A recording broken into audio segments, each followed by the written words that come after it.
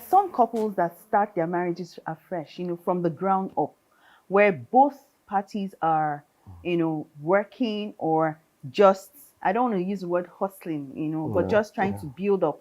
And sometimes you also hear and you see situations where maybe the woman is doing better than the man. They get married, the woman is still doing better, and it's quite good. And even some men like it that way. So, what's the balance? First of all, I think it's just an awareness that things have changed, honestly. Um, Life is a race. Life is also, we adapt to the realities of our days. It wasn't the way we got married, wasn't the way, or the realities of our days was different from our parents.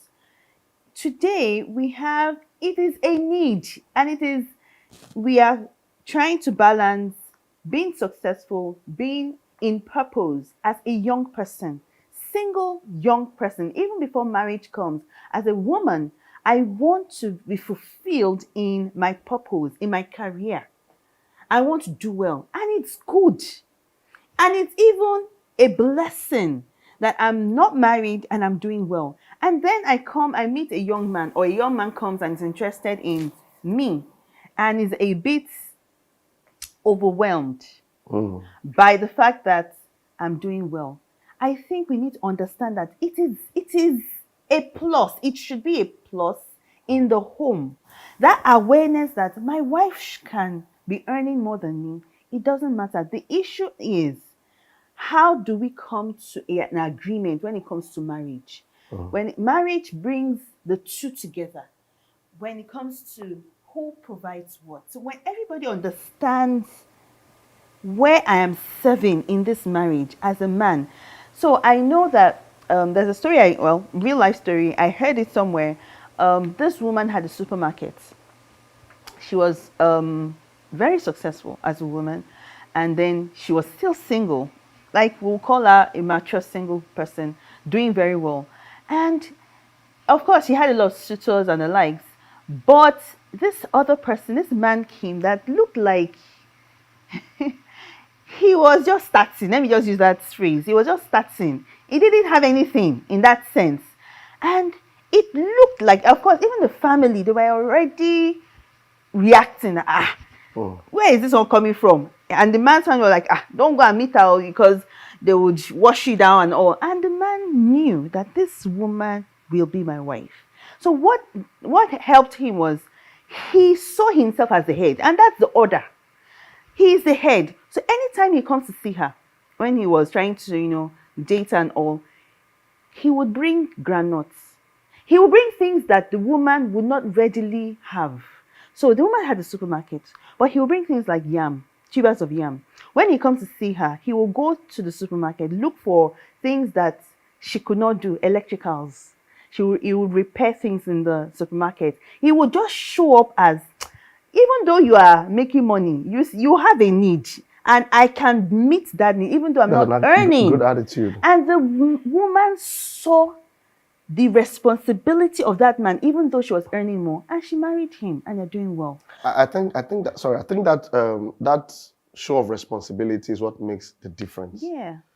When we're on campus, you can have more money than your lecturer as a student. Even have a car, but he's your lecturer. Or there are people in your nation that are richer than the president, but that is your president. So I think awareness and understanding will help people that a woman is earning better than the husband or the man, shouldn't really or readily disintegrate the family. Yeah. Except where we have a wrong motive. I've seen people also, get married to a lady because she has more money. And it's a motive is something that nobody can see. It's a hard thing. And the moment you get it wrong there's a problem. I mean, I'm a pastor. I've seen some pastors make this kind of mistake. When you're starting a ministry, for instance, you need money. And I've had people, over the years, single pastors, out of that fear of how would the ministry survive, now sees a member of the church, a lady whose family is very rich. And then almost the real motive for marrying her is she will bring money to the ministry. Wow. She will fund the ministry. I've seen not one, not two, not three. Wow. And then, of course, the lady likes the pastor, is a pastor, but his motive is more about the money. So he marries this woman, and then she begins to bring money. She becomes almost like the sponsor of the ministry. Then that is already a wrong foundation. Yeah. Why are you marrying her? Do you love her? Yes, she might be earning heaven and earth, but do you love her? And then for the woman, are you marrying him because you can oppress him? Some people are like that. Oh, so I can control him. Are you marrying him because of that, or because you respect him for who he is? If that motive is properly refined, you're going to make him. I think most, or let me not say most, some women are also running away from the ideology of the past that women shouldn't earn. So when I say earn, shouldn't, they may earn, but shouldn't own much assets. Okay. So because of that, a lot of women, they're trying to break out of that. I want to be a woman and own a house, own estates. Not that I'm hiding from my husband, not that But some hide from their husbands. Yeah, some use it to torment the man. Of course, but I'm saying that the awareness is still there, whereby we understand that I can be married and earn and have my own property and be a successful woman as a whole woman. Without allowing pride. Without the husband feeling intimidated about my success. Yes, or without you intimidating your husband. Definitely. Because success can be very intoxicating. Let's be even for men, when you are doing well, it can be intoxicating. And unfortunately, sometimes the female gender does not, it's not so easy. They call it dizzying heights. So sometimes people misbehave when they begin to do well. I think my encouragement is just that awareness that, that you're doing well doesn't mean you cannot still be sane. It doesn't have to be so obvious to the whole world that you have more houses than your husband. It doesn't have to be like that. And husband, you don't have to become lazy and redundant just because that woman is earning. That fuels misbehavior. And who blames her? Because your wife is earning, now you now become lazy and redundant. That is not manhood. Encouraging people to get married, yes, but to prepare for it, not just run into it. Okay, I think a lot of singles are just looking towards that day. It happens to so many celebrities. You find that the preparation for the day is almost better than the Last Supper in heaven. The preparation for that day, everybody over the world knows the day. And then these people are not even prepared for the day after. So you find that we keep having that day like 3 or 4 times in just 10 years. Beyond the day, prepare for the life itself. And one of the things you want to do is to be aware that there are so many people doing well. Maybe you should look at those people much more, and that should encourage you. 2 are always better than 1 if they're in agreement. For they have a better output for their life, for their business. I am better off because of her, and I'm grateful she walked into my life. Yes, she walked into my life. She literally walked into my life. So I now found her, and then God really made us to. I walked into your life and you found me. It's the same thing. Okay. It's like Eve walking in the garden, and then Adam now found her in the garden, and this is not the bone of my bone. Let's not go there. Welcome to my life now. Okay.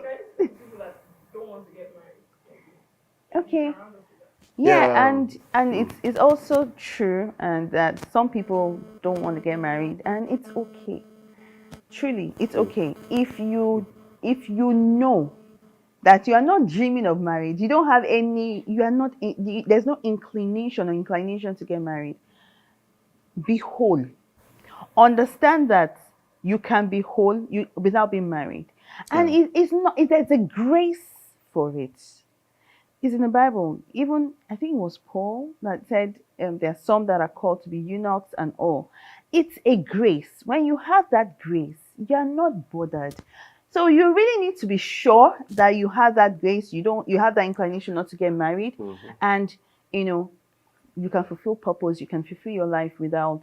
And people will know. People will not. It won't be an issue of trying to push you into marriage, because they see the wholeness, the Yeah. joy, the fulfillment because you're doing other things. And Yeah. I think we have to encourage people like that. Not now, for those who want to get married, don't demonize those who are married. Because sometimes some people, when they don't do something, they now begin to demonize those who have it. You can be whole, and there are people that are married that are doing well, and there are people that are not married that are doing very well. But I want to ask you a question. What about ladies? I mean, as a lady, what about ladies that they don't get married, but they want to have children?